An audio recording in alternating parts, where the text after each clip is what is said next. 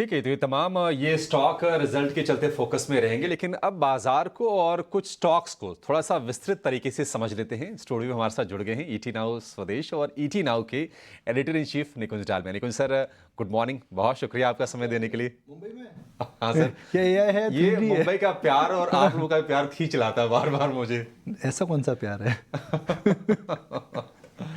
पर मुंबई में गर्मी दिल्ली से कम है, ये बात तो मैं बोल सकता सर, दिल्ली से गर्मी तो कम है, पोल्यूशन भी कम है, ह्यूमिडिटी ज्यादा है यहाँ पे, पोल्यूशन भी कम है। हाँ, पोल्यूशन प्यार भी जाते तो ही रहिए। ठीक है, चलिए हम आगे बढ़ाते हैं चर्चा को। और सर, एफआईएस की बात करेंगे। अप्रैल में करीब करीब 35,000 करोड़ की सेलिंग कैश में, मई की बात करें अब तक करीब 15-16,000 करोड़ पे सेलिंग हो गई है। तो ये सेलिंग सर हो क्यों रही है? एक यूबीएस की एक रिपोर्ट भी आई है और उन्होंने बोला है कि वो चाइना पे ओवरवेट है, भारत पे अंडरवेट है। क्या ये भी फैक्टर प्ले कर रहा है? कुछ फंड्स मूवमेंट हो रहा है? देखिए, एक होता है लॉन्ग टर्म ट्रेंड, एक होता है लॉन्ग टर्म ट्रेंड के अंदर एक छोटा मूव। मुझे लगता है लॉन्ग टर्म ट्रेंड है कि फॉरेन इंस्टीट्यूशनल इन्वेस्टर्स इंडिया में ज़्यादा बिकवाली लॉन्ग टर्म ट्रेंड पे नहीं करेंगे। एक होता है short term trend. Short term trend में क्या होता है जी, आप एक इमर्जिंग मार्केट के निवेशक हैं, आप बोलते हैं जी इंडिया के अंदर वैल्यूएशन हिस्टोरिकल एवरेजेस से ज़्यादा है, हमारा पोर्टफोलियो एक एवरेज से ज़्यादा रिटर्न इस समय दे रहा है और एक बड़ा इवेंट है, तो क्या करना चाहिए? तो अक्सर हम देखते हैं कि इस प्रकार की एडजस्टमेंट्स ग्लोबल मार्केट्स में होती रहती है। ग्लोबल मार्केट इन्वेस्टर्स भी एक रिलेटिव गेम में हमेशा इन्वेस्ट करते हैं। चाइना कई साल से कहीं गया नहीं है, तो इसलिए शायद वो जा कर के निवेश कर रहे हैं, मगर मुझे लगता है कि एक शॉर्ट टर्म ट्रेंड है। बिकॉज अक्सर मैंने देखा है पिछले 10 साल के अंदर जब भी लोग चाइना की बात करते हैं, लोग उसको सस्ता बोलते हैं, मगर सस्ती चीज़ हमेशा कोई बहुत जिसके अंदर पैसा बने, ऐसा नहीं हुआ है। चाइना अट्रैक्टिव है वैल्यूएशंस के मापदंड पे, पर क्या China is the best place to invest for an global investor? History ने हमें बताया ऐसा नहीं रहा है। तो चाइना सस्ता था, सस्ता है, सस्ता रहेगा। मेरा लास्ट ईयर भी ये मानना था कि फॉरेन इंस्टीट्यूशनल इन्वेस्टर्स जो 2023 में जिन्होंने बिकवाली करी थी दुम दबा करके वापस आएंगे, वैसा हमने देखा। अभी भी जो बिकवाली कर रहे हैं, आप थोड़े दिन सब्र रखिए।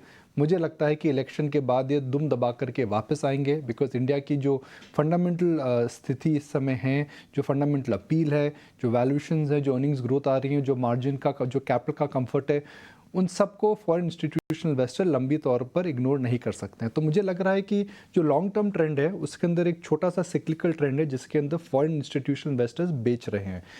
कमाल की बात यह है कि फ़ख्र की बात यह है कि जब इतनी बड़ी सेलिंग आ रही है, मार्केट कोई धराशायी नहीं हुआ है।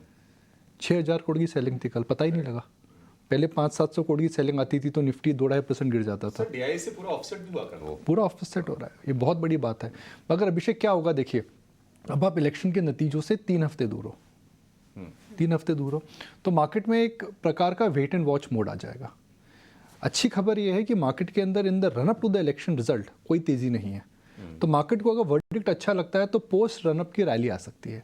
एक महीना पहले मैं आपको ये बोलता कि भाई इलेक्शन के अंदर, मार्केट के अंदर एक प्री इलेक्शन रैली आ चुकी है, तो पोस्ट इलेक्शन रैली का स्कोप नहीं था। अब मार्केट को नतीजे अगर थोड़े इधर उधर भी लगे तो बहुत बड़ा सेल ऑफ आने की उम्मीद नहीं है। मार्केट लाइट हो चुका है, वॉलेटिलिटी बढ़ चुकी है, एंग्जाइटी आ चुकी है, कमिटमेंट लेवल्स कम है। So in the run up to the election जो एक मूव आएगा, 2-3-4% का मूव तो मार्केट के अंदर वॉलेटिल मूव आएगा ही आएगा, उससे पहले मार्केट लाइट है।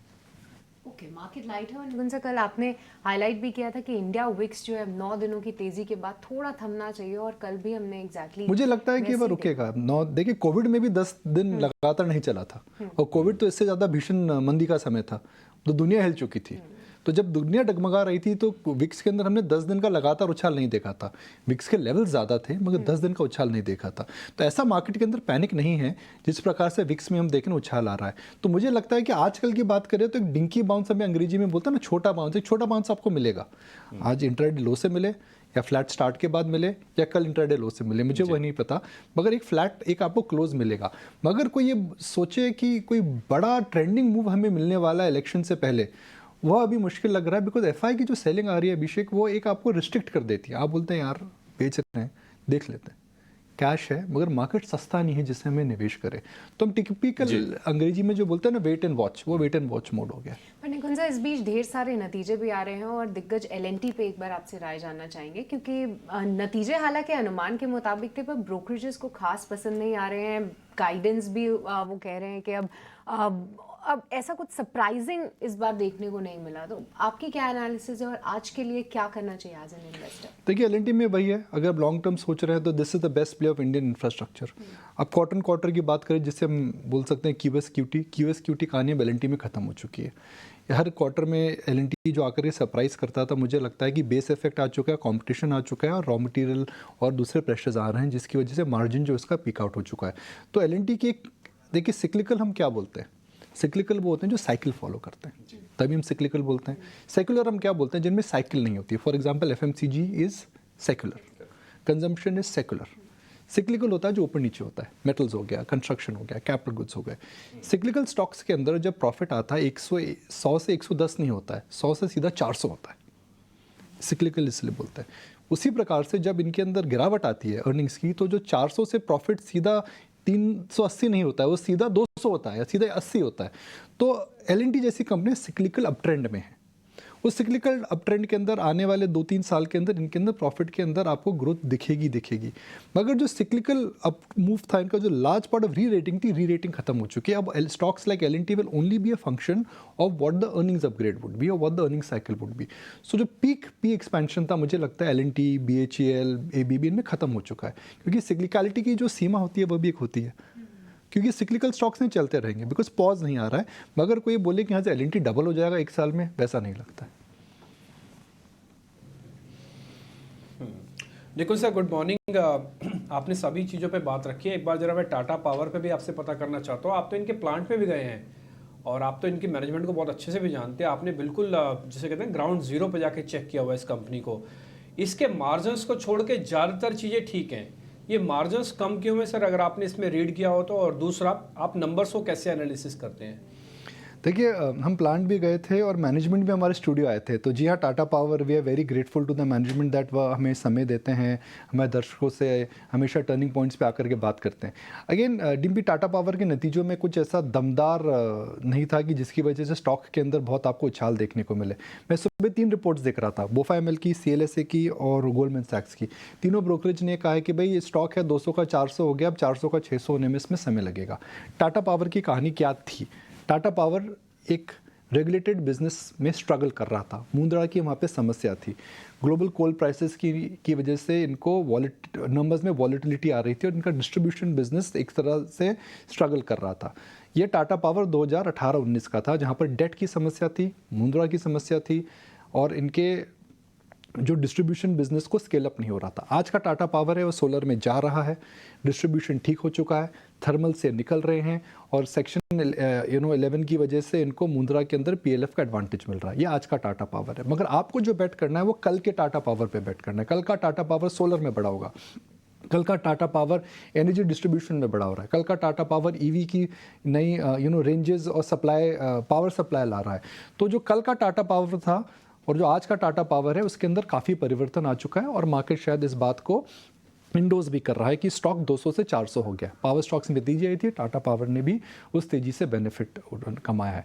मगर नंबर्स को देख करके अगेन, जैसे मैं एल&टी में बोला, टाटा पावर की कहानी री रेटिंग की खत्म हो चुकी है। टाटा पावर की कहानी QSQT वाली नहीं है। टाटा पावर के अंदर चेंज आएगा वो FY26, FY27, FY28 में हमें देखने को मिलेगा, बिकॉज इनके प्लांट्स आ जाएंगे, डिस्ट्रीब्यूशन बढ़ेगा इनका, बिजली की चोरी कम हो रही है और सोलर में जा रहे हैं। देखिए प्रधानमंत्री जी ने क्या बोला है, मैं चाहता हूँ कि इंडिया के अंदर सरप्लस पावर हो और बिजली फ्री हो जाए। बिजली फ्री हो जाए। बिजली फ्री आप कहाँ से करोगे भाई? आपके पास सोर्स क्या है बिजली का?